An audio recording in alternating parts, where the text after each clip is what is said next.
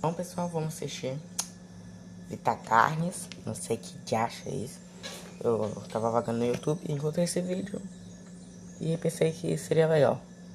Já avisando que se você não é bom no estômago, não tem, tipo, não gosto. É aquela pessoa que... sei lá, mano. Vamos lá pro vídeo. Carnes. Imagina comigo, uma nova espécie do que seria uma planta surgiu no planeta. Essa nova planta é diferente das outras. É tido pela ciência que sim, a vegetação que a gente conhece no planeta Terra é viva. Só que essa aqui tem consciência e até mesmo vasos sanguíneos. Isso seria ruim? Eu acho que não, a menos que... Que droga é essa, mano? Senhoras Ai. e senhores, sejam muito bem-vindos a Vita Carnes. Me assustei de verdade.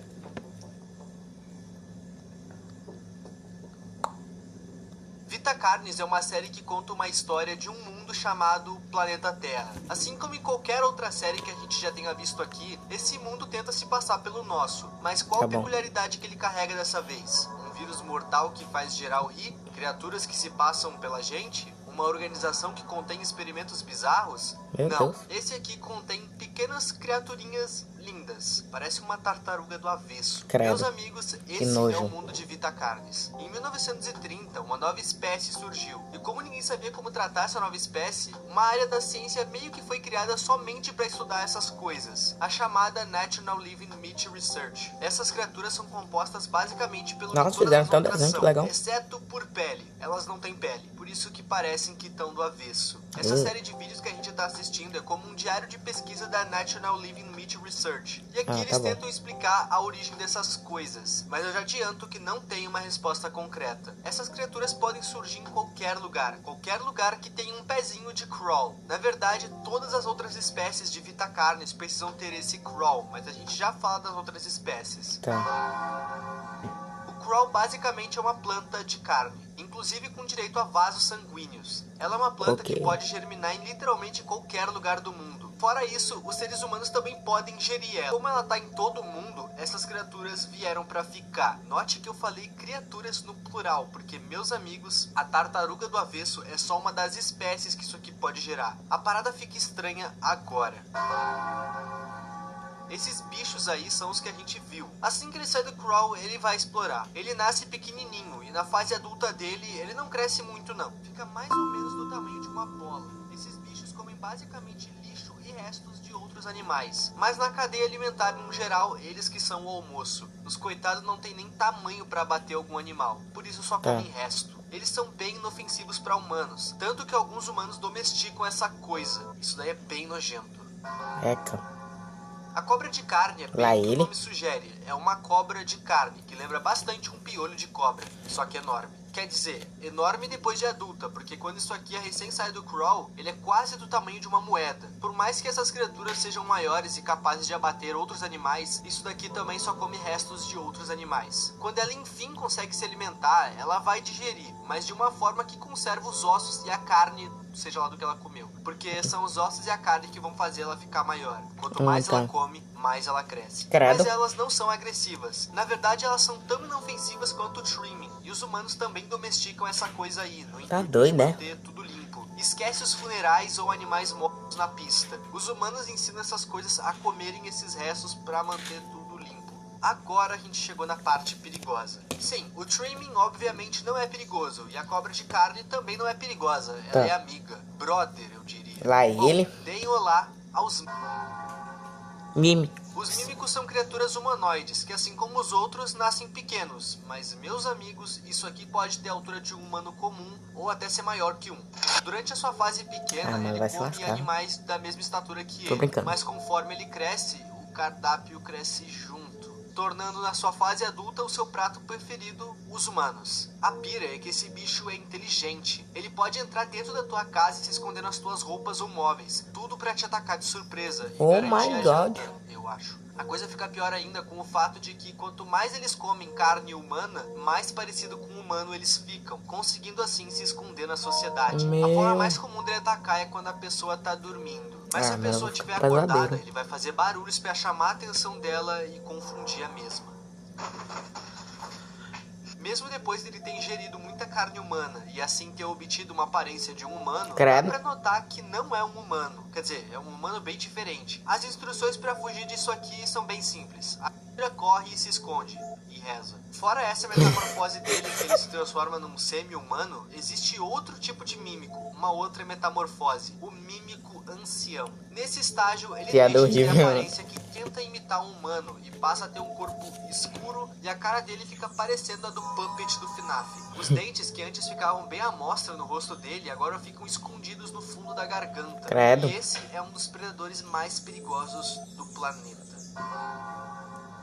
O Harvester tá mais pra armadilha do que pra predador. Isso Tá em vocês já vão inglês, entender né? do que eu tô falando. A diferença dessa coisa aqui pros outros é que isso aqui não saiu de um crawl. Ele é um crawl. Só que é um crawl que cresceu de forma anormal. Ele cresceu tanto que virou isso aí. Depois de Entendi. crescido, ele consome a energia do crawl original e cria meio que umas raízes em volta do solo. Essas raízes ficam à mostra e possuem pequenos dentes. E, bom, meus amigos, torçam pra vocês não pisarem nisso aqui. Esses dentes são como espinhos venenosos, eles literalmente são isso. Cada dente solta um veneno diferente, sendo um paralisante e o outro um anticoagulante. O veneno paralisante vai te paralisar, como o próprio nome sugere, e o anticoagulante vai te fazer sangrar até a morte. O Nossa. foco dessa coisa não é humanos, são animais grandes. Não é como se ele fosse rejeitar humanos, mas não é o foco dele. Qualquer coisa que pisar ali é lucro. Ele vai se alimentar do sangue do animal. O corpo entra pra dentro do solo e também é ingerido pelo Harvester. O que sobrar acaba adubando o local, criando uma linda vegetação na área que camufla mais ainda os espinhos dessa coisa. Animais menores não são atacados pelo Harvester, porque um coelhinho tem poucos nutrientes, mas um lobo que vai tentar abater o coelho tem bem mais nutrientes. O Harvester deixa animais menores vivos para eles serem uma isca viva. O coelho é uma isca e o Harvester poupa a vida dele. Agora vocês entenderam por que o Harvester é uma armadilha, e assim como os mímicos, essa coisa é pensante. Host of Influence, ou anfitrião de influência, não sei. Esse bicho lembra um humano. Nossa, mano, eu tô... O fato dele, ao invés de ter pés, tem algo que lembra... Gente, vocês vão me achar estranho, mas muito legal as artes. Não esses bichos, os desenhos do caderno. Oh, meu Deus, travei aqui. Muito legal, gostei demais, tá? As artes, não essas coisas aí, meu Deus, tá repreendido. O desenho, quem fez o desenho tá muito top, ó. Só isso mesmo que eu queria falar. Pra raízes, o que incapacita ele de andar. O corpo dele lembra bastante. O fato dele, ao invés de ter pés, tem algo que lembra raízes, o que incapacita ele de andar. O corpo dele lembra bastante das outras criaturas, parece também que tá do avesso. O rosto dele é liso, sem boca e sem olhos, fora um buraco enorme na garganta dele, que serve justamente para ele se alimentar. E assim como o mímico, essa criatura se alimenta de humanos. Tá, mas como é que ele se alimenta de humanos se ele não consegue sair do lugar? É aí que vem a plot. Nas costas dele tem como espinhos que soltam esporos pelo ar. Se alguém inalar essa coisa, essa pessoa vai ter alguns sintomas comuns ao de uma gripe, cansaço e etc. Porém, conforme os esporos avançam no corpo em direção ao cérebro da vítima, os sintomas mudam também. A pessoa vai perder o controle do próprio corpo e vai passar a ir caminhando em direção ao host que soltou esses esporos, pra então ser devorada por ele. Quando a vítima chegar na criatura, ela vai se ajoelhar e vai deixar os seus órgãos vitais bem à vista, tudo para facilitar o almoço do host. Se por um acaso a pessoa conseguir atendimento médico, ou até mesmo demorar mais de 36 horas para chegar até o host, os esporos vão perder o poder que eles têm sobre o hospedeiro. 36 horas, nossa. Agora a gente vai entrar na parte mais estranha sobre Vitacarnes. Se tu acha que o entendimento das criaturas foi, entre aspas, simples, bom... Monolith é uma criatura que surgiu uns anos à frente do resto das outras. Enquanto a maioria foi descoberta em 1930, esses foram vistos só em 1972. Foram encontrados apenas 7 criaturas. E, bom, eles são muito grandes. Essas criaturas ficam em um círculo e não se movem. A humanidade já tentou várias vezes contato com essas coisas, e todas essas tentativas foram hostis, tanto pela parte dos humanos querendo atacar essas coisas, quanto pelo lado das criaturas, se defendendo de forma agressiva. É dito que essas criaturas já foram hostis no passado, mas que agora são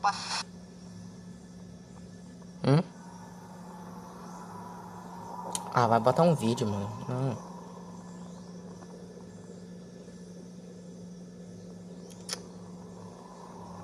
Mano, não quero. Em teoria, os monoliths são a última criatura que a gente tem pra um hostis no passado, mas que agora são... Pera aí, gente. Vou tentar pausar. Troca. No passado, mas que agora são...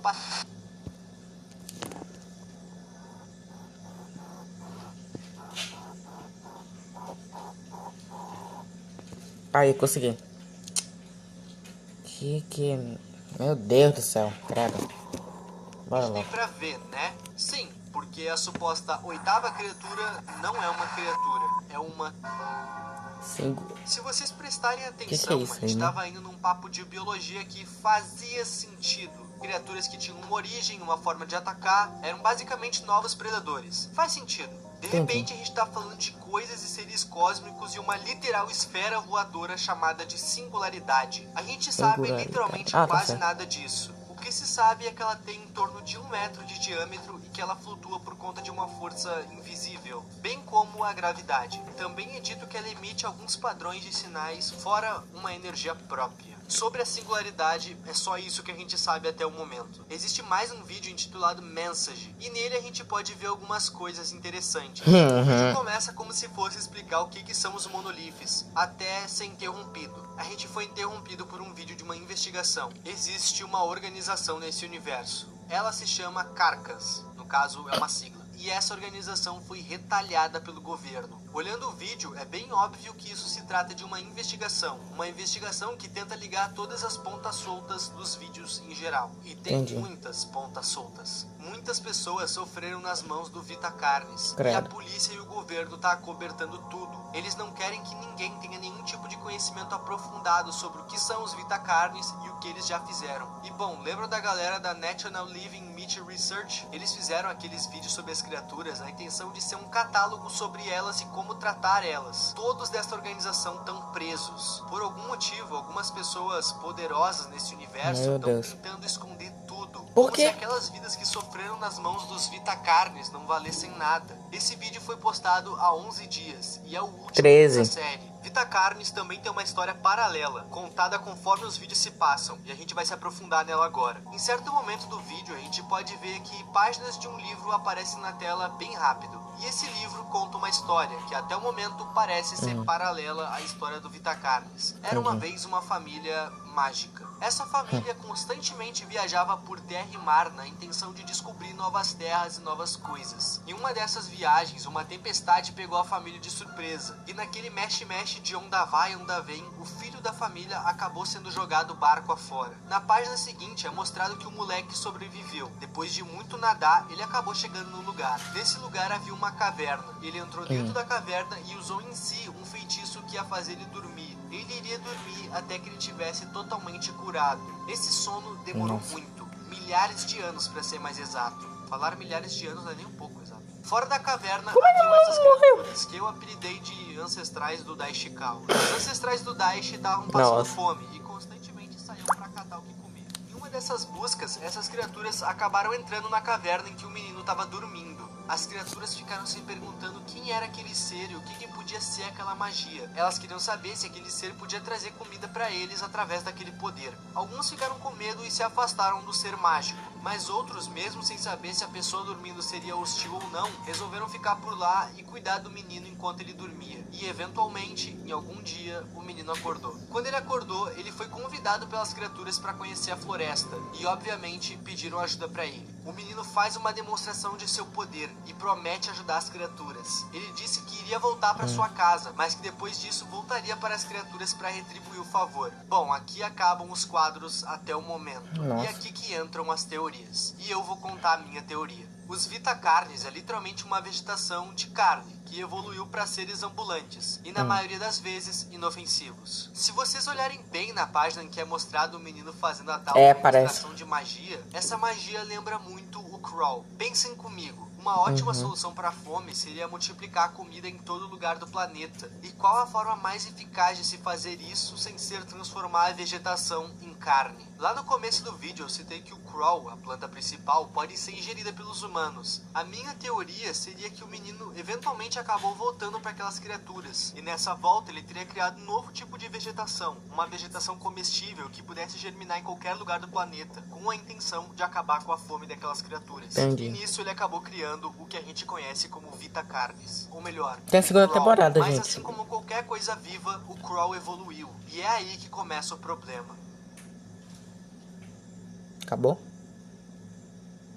Vita Carnis está se tornando uma história bem divertida, justamente por estar nos dando Divertida várias nada. perguntas e Ah, mas eu poucas vou assistir a respostas. segunda temporada. Eu amo teorias e ter poucas respostas dá bastante espaço para muita teoria. Eu ando bem ativo lá no Twitter e é por lá que eu tô pegando os desenhos de vocês. Então, se tu quiser me seguir, o link tá aí embaixo. Valeu demais o apoio e lembrando que o Seja Membro tá ativo de novo. Mas só assistindo os vídeos vocês já me ajudam muito. O meu nome é Ipe e tchau.